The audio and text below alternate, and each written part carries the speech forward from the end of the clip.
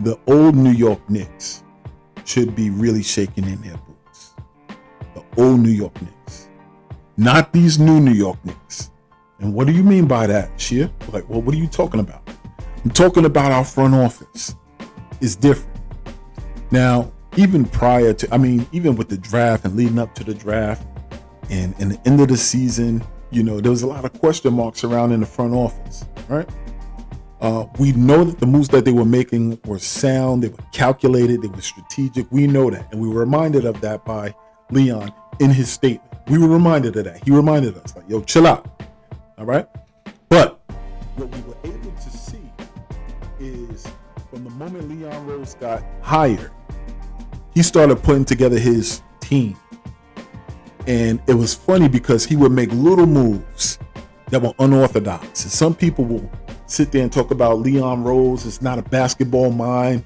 He's an agent. We really haven't hired anybody that's specific to this role and an expert doing what it is that's supposed to be done in this role.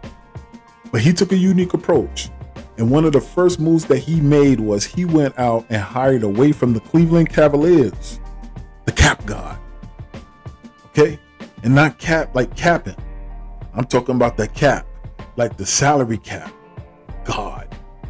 And they call him that for a reason. Because he was one of the people that was able to mastermind bringing LeBron James back to Cleveland. Being able to secure Kevin Love to join Kyrie Irving. And then to fill in players around him. And all of that took cap mastery, salary cap mastery. And Brock Aller was able to do it.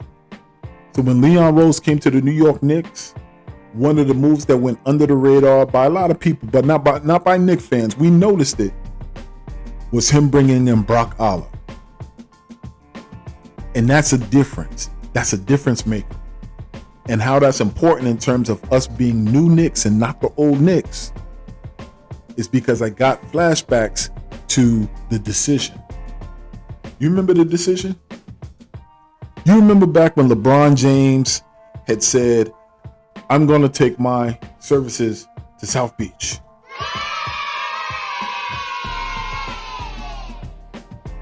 F you, LeBron James.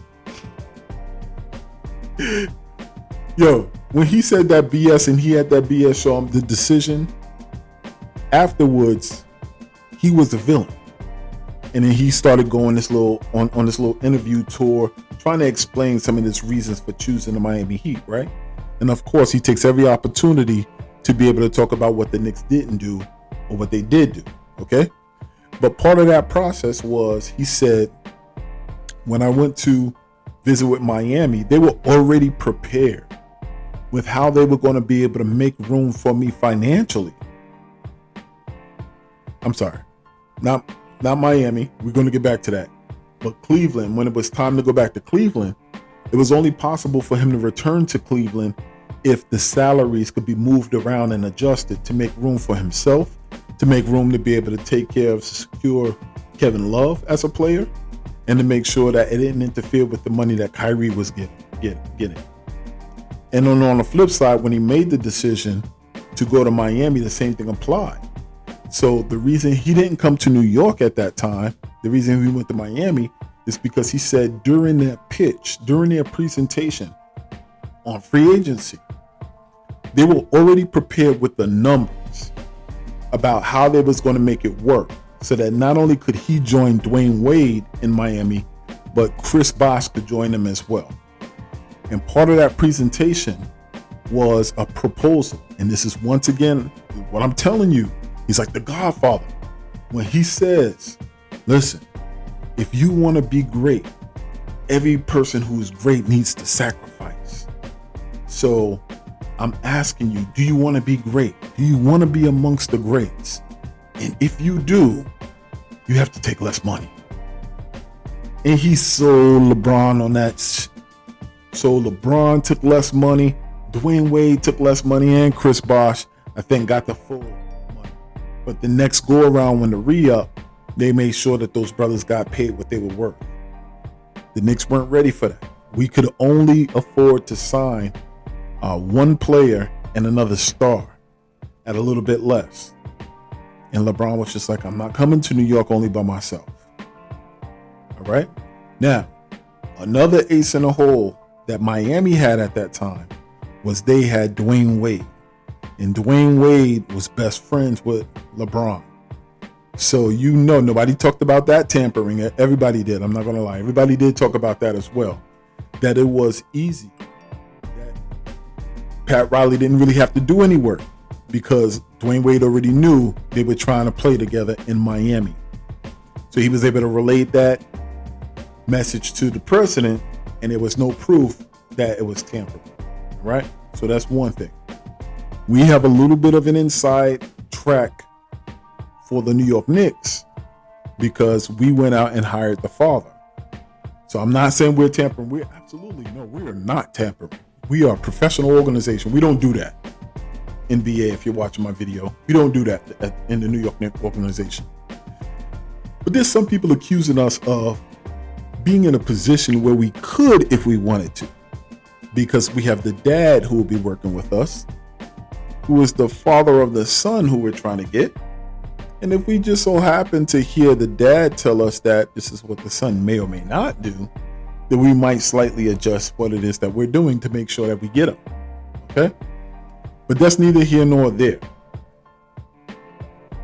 The New York Knicks of old fumbled the ball when it came to players like LeBron James.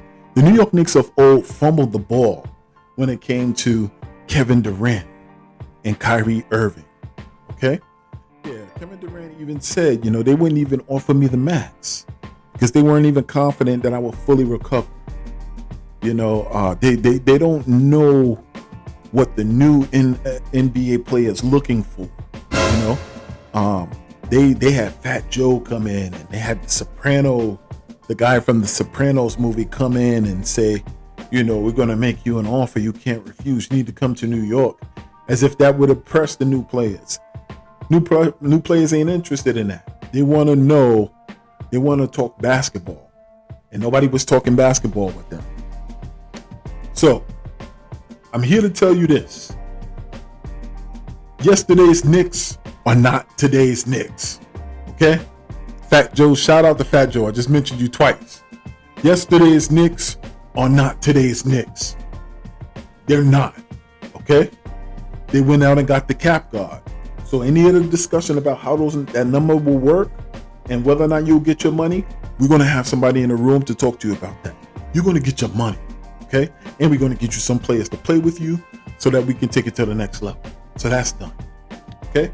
When it comes to what does today's players want to see? What do they want to hear when a pitch is made? What does the presentation entail when the player walks into the room with his representation, with his wife, with his family, and they sit down in that room and they say, listen, you got 30 minutes.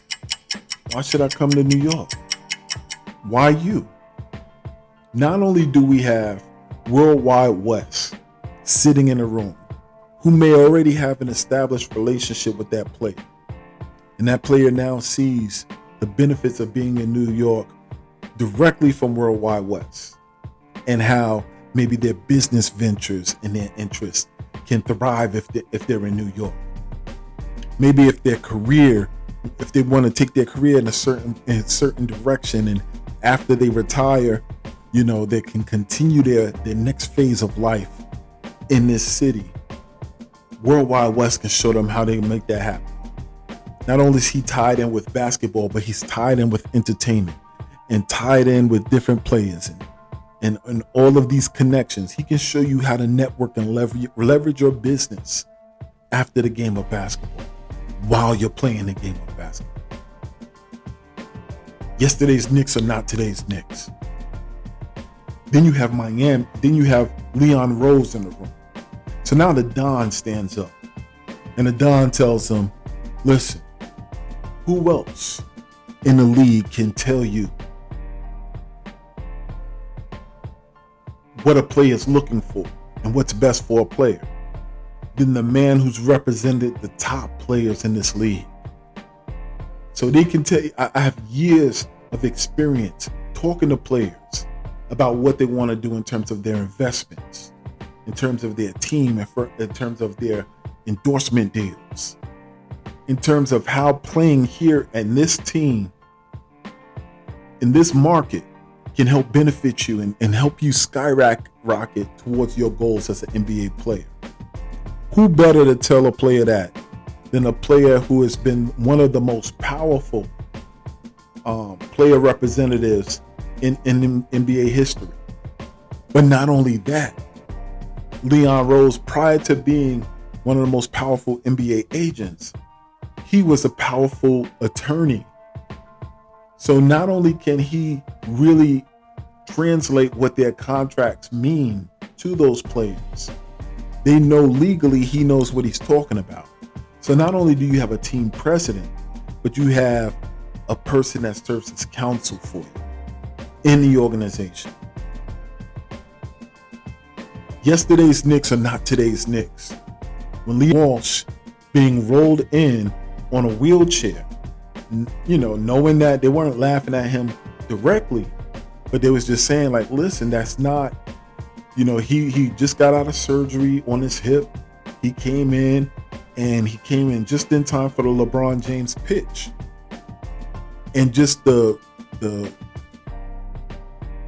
optics of that moment didn't say strong organization. It didn't say, thriving and healthy organization.